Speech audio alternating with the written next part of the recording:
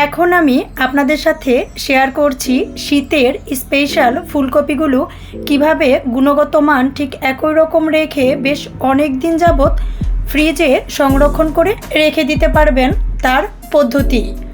আর দেখে নেওয়ার জন্যে কোনো প্রকার স্কিপ্ট না করে ফুল ভিডিওটি আমার সাথে থেকেই দেখে নিন।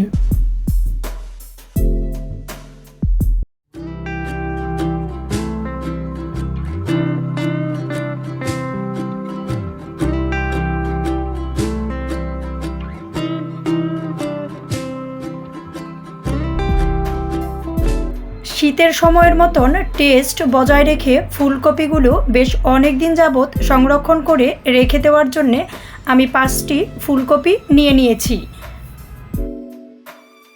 3টি ভিন্ন রকম স্টাইলে ফুলকপিগুলো আমি কেটে নিয়েছি, কিছুটা তরকারি করে নেওয়ার জন্যে নয়তোবা ফুলকপি রোস্ট করে নেওয়ার জন্যে একটু বড় করে কেটে নিয়েছি।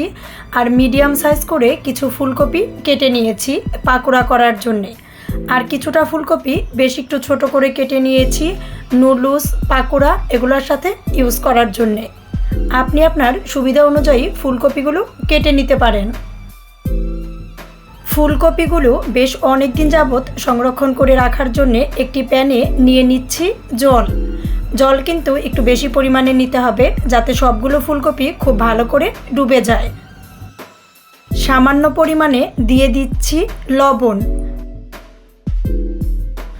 জলে বলক চলে আসলে আমি বড় পিস করে যে ফুলকপিগুলো কেটে রেখেছিলাম এর সাথে দিয়ে নিচ্ছি। বড় সাইজের ফুলকপিগুলো দিয়ে নেওয়ার পর আমি 3 মিনিট মতন খুব ভালো করে ভাপিয়ে নিব। এগুলো কিন্তু একদম সিদ্ধ করে ফেলা যাবে না, জাস্ট ভাপিয়ে নিয়ে আমি নামিয়ে নিব।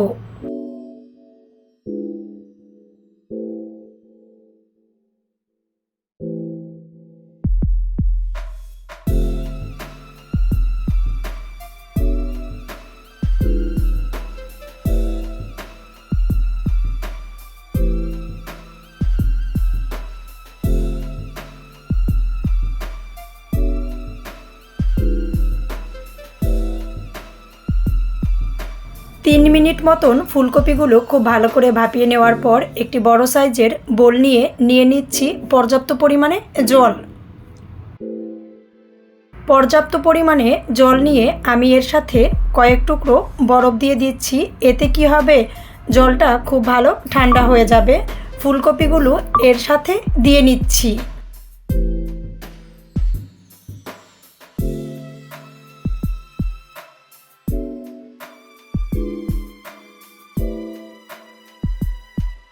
বরফ দিয়ে দিলে জলটা খুব ভালো ঠান্ডা হয়ে গেলে ওভার কুক হওয়া বন্ধ হয়ে যাবে।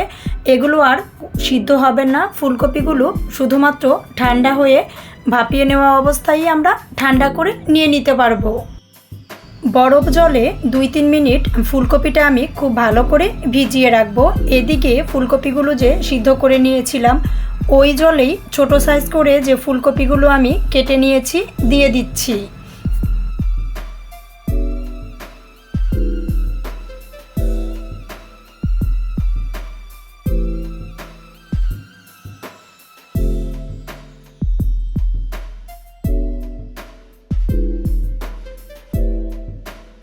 যেহেতু ফুলকপিগুলো একদম সিদ্ধ করা যাবে না, শুধু ভাপিয়ে নিতে হবে, ছোট সাইজ করে যে ফুলকপিগুলো কেটে নিয়েছি এগুলো কিন্তু আমি 1 থেকে 1.5 মিনিট ভাপ দিয়ে নিব।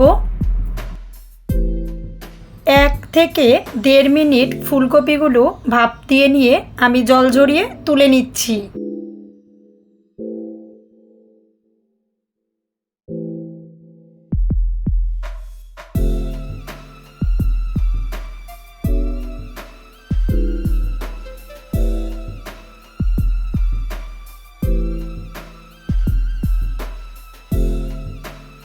একই জলে মিডিয়াম সাইজ করে যে ফুলকপিগুলো পাকোড়া করার জন্যে করে নিয়েছিলাম ওইগুলো আমি ভাপ দেওয়ার জন্যে দিয়ে দিচ্ছি।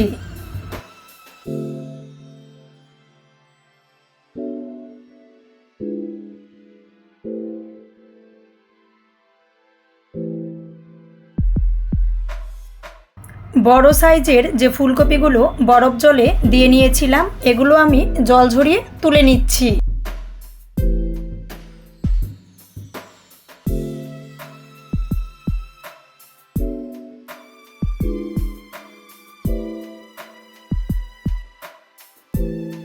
বড় সাইজের ফুলকপিগুলো জল ঝরিয়ে তুলে নিয়ে ছোট সাইজের ফুলকপিগুলো একই জলে দিয়ে দিচ্ছি। ফুলকপিগুলো দিয়ে দেওয়ার পর আমি কিছু বরফের টুকরা দিয়ে দিচ্ছি, যাতে ফুলকপিগুলো ওভারকুক না হতে পারে। 2 থেকে 2.5 মিনিটের মতন ফুলকপিগুলো আমি ঠান্ডা জলে রেখে দিব। অপর দিকে মিডিয়াম সাইজ করে যে ফুলকপিগুলো কেটে নিয়েছিলাম ওগুলো কিন্তু আমি প্যানে দিয়ে ভাপিয়ে নিচ্ছি।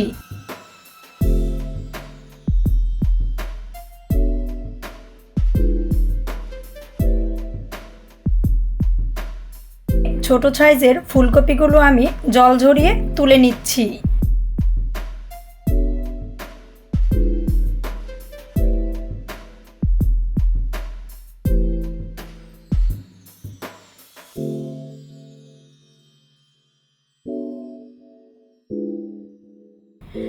ছোট সাইজের ফুলকপিগুলো জল ঝরিয়ে তুলে নিয়ে একই জলে আমি মিডিয়াম সাইজের ফুলকপিগুলো দিয়ে দিচ্ছি।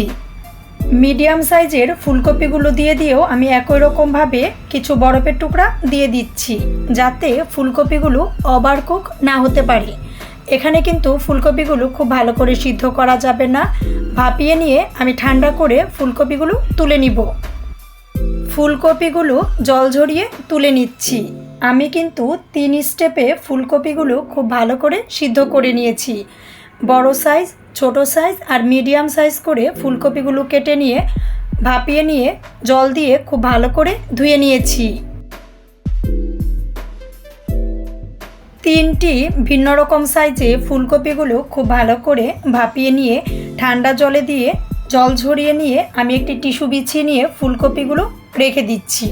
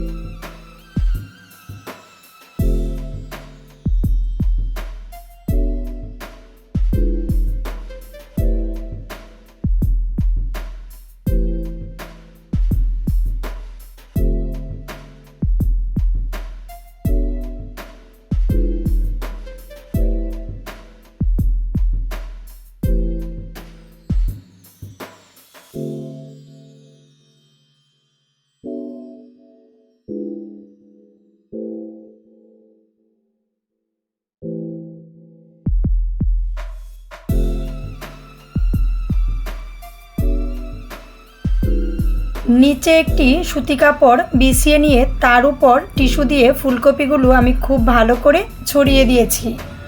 অপর দিকে উপর থেকে আমি টিস্যু দিয়ে ফুলকপিগুলো খুব ভালো করে মুছে নিচ্ছি, যাতে ফুলকপির গায়ে কোনো প্রকার জল না থাকে।